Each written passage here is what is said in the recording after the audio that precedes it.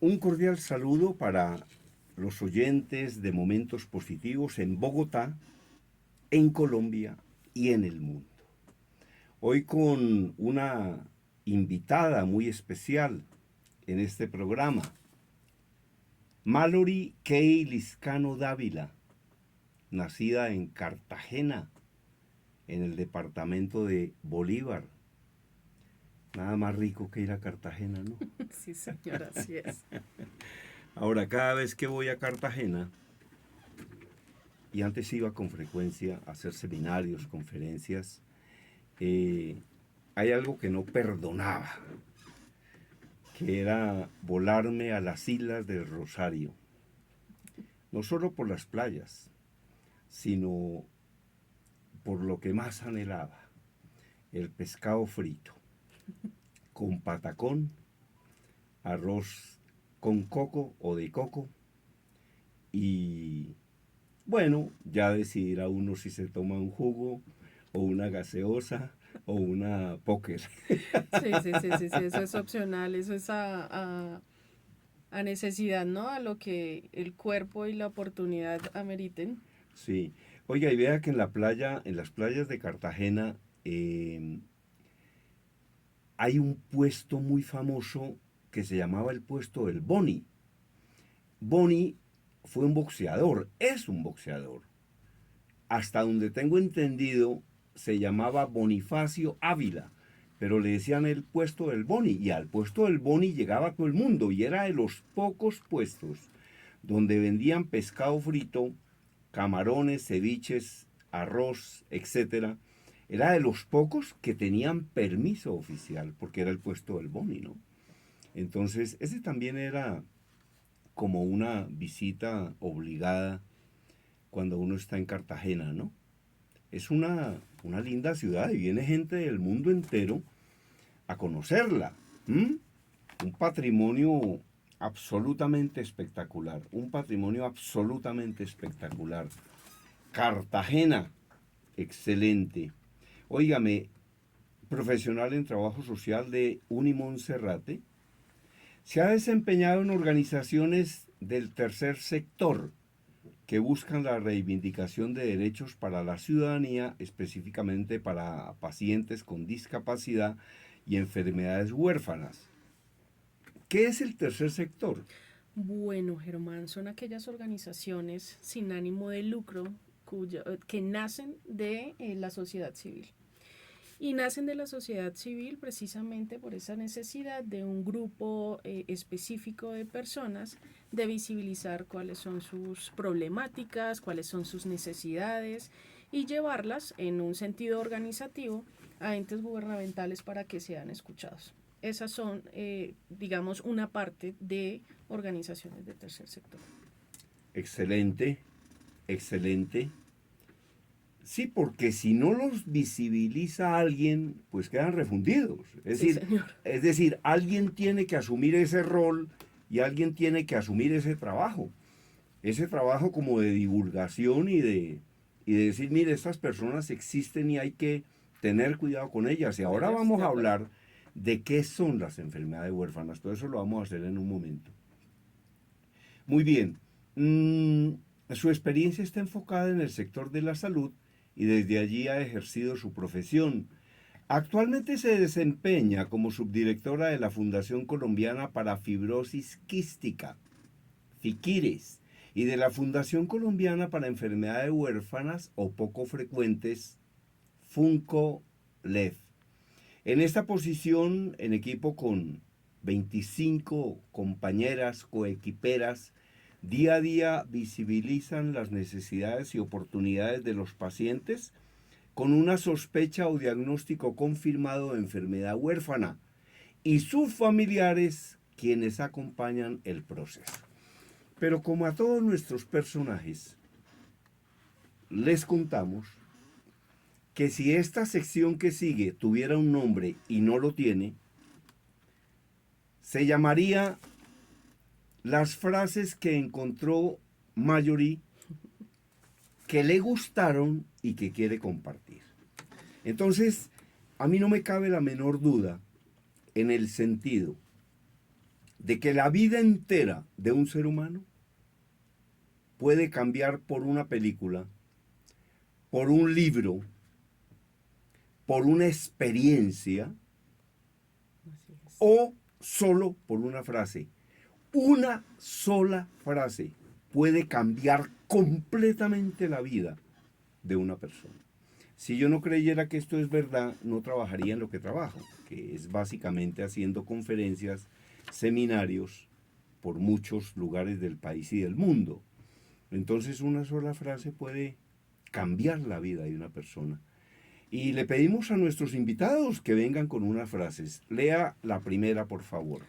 Muy bien, Germán. La primera frase con la que nos identificamos es: no puede el médico curar bien sin tener presente al enfermo.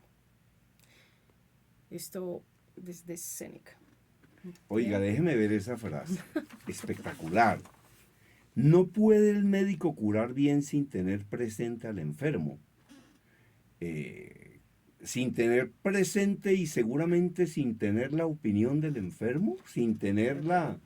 Yo creo que, mire, a propósito de este tema, usted lee la frase, yo comienzo a recordar cosas, pero realmente muchas veces el diagnóstico de qué es lo que le está pasando lo hace el paciente y no lo detecta es el médico.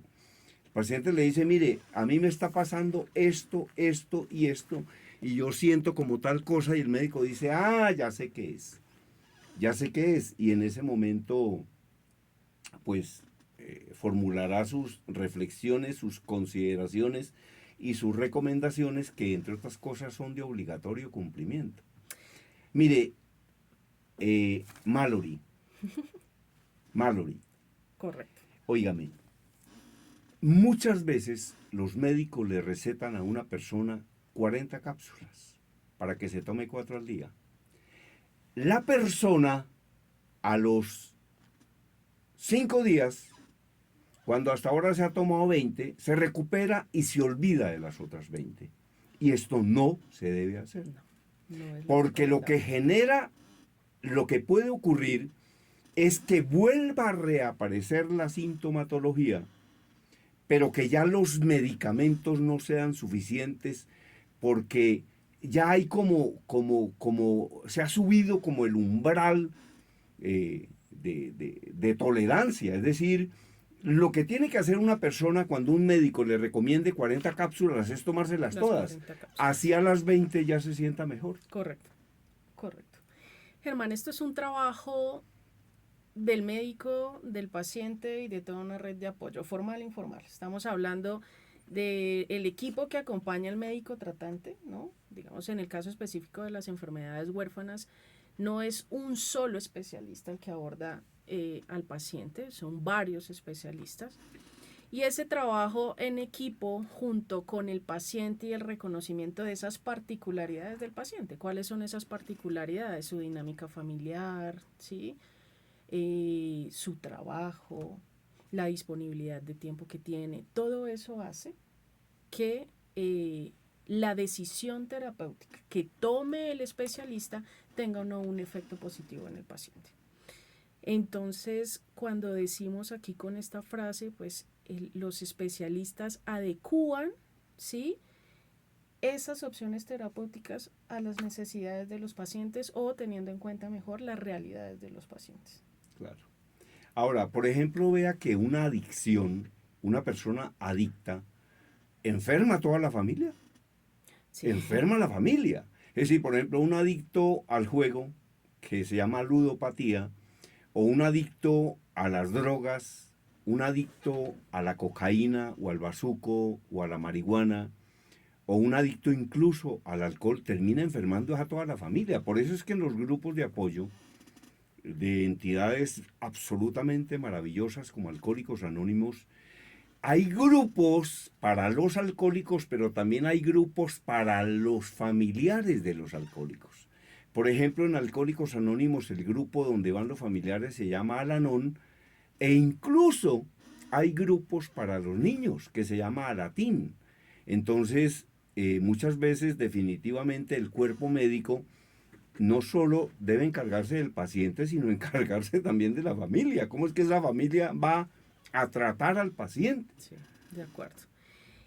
En Funcolef y en Fiquires, nosotros tenemos algo denominado así, grupos de apoyo. Ujú. En esos grupos de apoyo hacemos abordaje desde psicología y trabajo social. Lo que hacen estos grupos de apoyo es brindar, valga la redundancia, apoyo a las familias, a los pacientes, ¿sí? En el sentido de cómo abordar la llegada de un diagnóstico. Esto es muy traumático para la familia en general, no solo para el paciente. Entonces, es brindar las herramientas a través de esos grupos de apoyo para que la familia pueda establecer espacios de diálogo, para que la familia pueda afrontar estas situaciones de diagnóstico de la mejor manera. Y teniendo en cuenta, ¿sí?, que hay un abordaje terapéutico que es supremamente necesario, que van de la mano una de la otra. Un paciente con una red de apoyo familiar y de amigos fuerte es un paciente que va a ser más adherente a la indicación médica y a los tratamientos. Y no solo a eso, va a mejorar muchísimo su calidad de vida porque va a tener más herramientas para manejar todas las dificultades que devienen de una enfermedad, de tener una enfermedad huérfana. Muy bien, óigame, entonces recordemos la frase, no puede el médico curar bien sin tener presente al enfermo, y al enfermo de una manera integral, ¿no? Correcto. Porque hay que tener en cuenta lo que está ocurriendo con el cuerpo, pero también lo que está ocurriendo con la mente, ¿no? De acuerdo. Es una cosa integral, es una cosa integral. Óigame, qué profesión maravillosa la de los médicos, ¿no? Qué Sí. profesión maravillosa. Yo hice el manual de servicio al cliente para una entidad de salud y tuve que entrevistar a todos los directivos de esa entidad y hubo uno que me dijo, los médicos deben entender que cuando un paciente se les acerca, esa es una persona muy especial, porque es que viene enfermo. Eso es como la sensibilidad que se maneja en las clínicas, en los hospitales, es como la sensibilidad que se maneja en las funerarias. Sí. Una cosa es manejar a una persona que llega a una funeraria y otra cosa distinta es manejar a una persona que llega a un almacén de ropa a comprar vestidos o a comprar zapatos. No, son dos personas completamente distintas porque hay personas que llegan, por ejemplo, con mucho dolor. Puede ser dolor físico con mucho miedo. Entonces, mire, Exacto. La incertidumbre de tengo algo, mi cuerpo claro, está manifestando claro, algo, pero no sé qué es. claro. Entonces, uno de esos altos ejecutivos que entrevisté para ese manual me contó una cosa que me desconcertó. Imagínense que ese señor tenía un hijo, póngale 8 años, 9 años, y ese niño iba a ser sometido a una operación, a una intervención quirúrgica. Y entonces el papá, al ver que van a someter a su hijo a una cirugía, le hizo una pregunta al médico. Le dijo, doctor, esta operación tiene riesgos y el doctor le dijo, ay, mire, ¿sabe qué, señor? Riesgos tiene hasta una sacada de muela. Eso puede que sea cierto, pero no hay derecho a que un médico, a un padre angustiado, le conteste con esas palabras. Entonces decía que hay médicos que a veces confunden la MD, que es médico, con medio Dios. Entonces realmente el médico debe entender que trabaja con personas muy sensibles en ese momento, con dolor, y debe tratarlas con una gran consideración. Bueno, este programa lo adobamos, lo adornamos con temas musicales, pero no tomados como al azar. Son temas musicales que a mí me gustan mucho y vamos con este y luego continuamos con otras reflexiones espectaculares que nos trajo nuestra invitada en el día de hoy, Mallory K. Liscano Dávila.